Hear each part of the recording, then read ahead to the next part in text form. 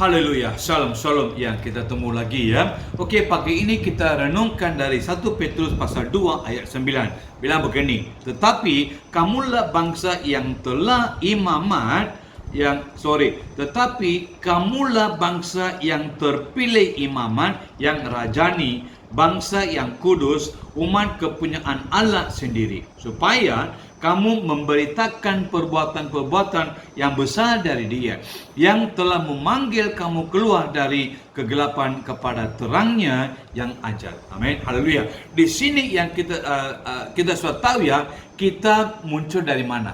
Amin. Kita datang dari mana? Alkitab bilang, walaupun kita ciptakan dari Tuhan, tapi Alkitab bilang kita yang terakhir kita end up di kegelapan. Alkitab bilang, kenapa kita dalam kegelapan? Karena kita nggak tahu tentang Tuhan, tapi kita ikut dengan pikiran kita ikut dengan hati kita lakukan apa saja, karena kita nggak mengerti mana yang satu baik, mana yang nggak baik. Kita nggak tahu yang mana satu bisa menyenangkan hati Tuhan, yang mana yang satu tidak menyenangkan hati Tuhan. Kita nggak tahu, karena kita ikut kesuka hati kita. Amin. So itu kegelapan, itu kehidupan kita. Itu artinya kita dalam kegelapan. Kita nggak tahu yang mana dosa, yang mana bagus, yang mana ini kita nggak mengerti ya.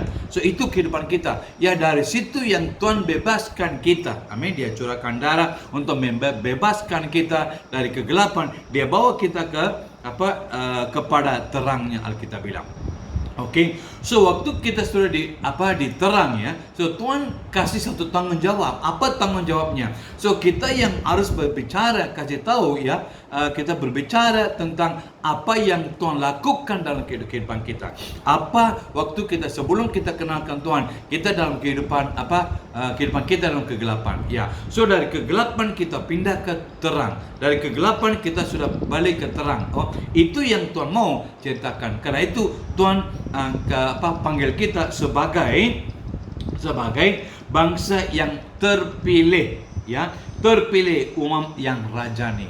So kita adalah bangsa yang terpilih. Terpilih untuk apa? Terpilih untuk berbicara tentang apa yang Tuhan lakukan dalam kehidupan kita. Bagaimana saya berubah? Bagaimana Tuhan curahkan darah dalam kehidupan saya? So apa yang Tuhan mau saya harus lakukan? Ya, itu yang Tuhan mau kita harus berbicara. Kita kasih tahu ke teman-teman. Ya, kita khotbah tentang ini ya. Oke?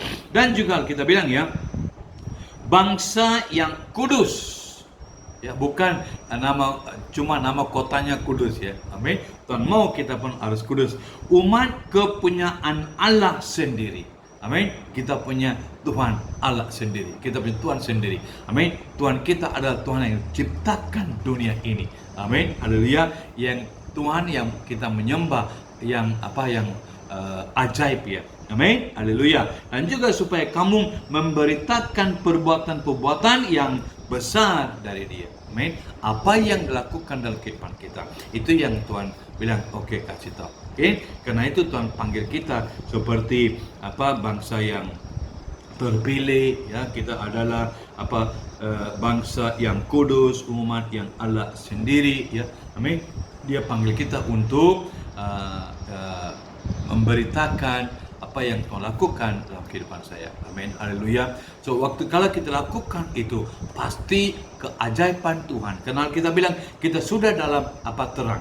So pasti yang terbaik, pasti apa yang Tuhan siap untuk orang-orang berjalan dalam terang, pasti kita dapat. Amin. Pasti itu ada. Amin. Haleluya. Karena panggilan kita bukan panggilan yang biasa. Amin. Ya, panggilan yang ajaib yang Tuhan panggil kita. Amin. Haleluya. Bapa di dalam surga, saya serahkan siapa yang lihat video ini dan dengar video ini, berkati mereka Tuhan. Berkati mereka, biar mereka mengerti apa yang Alkitab ayat ini bilang, 1 Petrus pasal 2 ayat 9. So biar mereka mengerti, Roh Kudus saya berdoa mengertikan ayat ini pada mereka. So dari situ mereka mengerti dan mereka bisa ubah dan mereka bisa ikut dengan firman yang bilang. So mereka bisa terima berkat yang luar biasa. Semua saya berdoa dalam nama Yesus. Amin.